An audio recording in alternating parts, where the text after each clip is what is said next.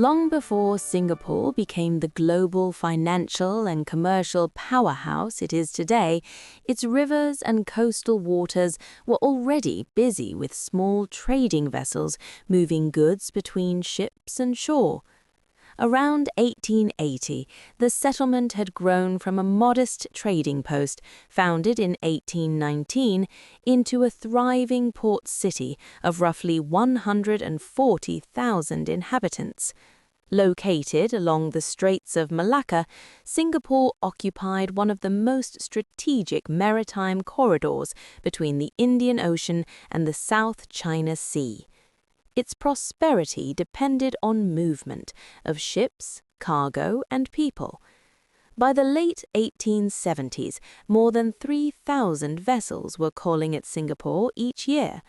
The opening of the Suez Canal in 1869 had reduced travel time between Europe and Asia by several weeks, accelerating maritime traffic through the region. Steamships increasingly dominated long-distance routes, although traditional sailing vessels remained common in regional trade. Singapore functioned as an entrepot port. Goods were imported, stored, and then re-exported rather than consumed locally. Annual trade values during this period reached approximately 80 to 90 million Straits dollars. Tin from the Malay Peninsula was a major export, alongside pepper and gambia, while manufactured goods from Britain and India arrived in return. From the harbour, cargo moved inland along the Singapore River. Godowns lined its banks, serving as storage and distribution centres for goods awaiting shipment across Southeast Asia. The port's commercial networks depended on a diverse population. Chinese merchants played a central role in trade and finance, and by this time, people of Chinese origin represented more than half of the colony's population. Indian laborers handled transport and dock operations, while Malay boatmen managed river traffic between warehouses and anchored ships.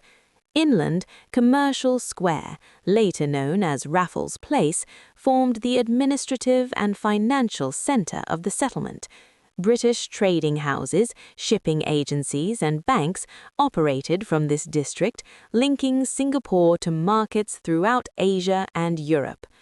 Since 1867, Singapore had been governed as part of the Straits Settlements under direct British Crown administration. Its legal and financial institutions were designed to support secure commercial exchange and encourage international trade. Merchants arriving during this period were integrated into a global imperial economy stretching from London to Calcutta and Hong Kong. Telegraph cables transmitted commercial information within hours rather than weeks. Marine insurance reduced financial risk, and steam navigation shortened delivery times. These developments increased both the scale and the speed of international commerce. By the late 19th century, Singapore had established itself as one of the most important ports in Asia. Its growth was driven by strategic geography, expanding migration, industrial technology, and imperial trade policy.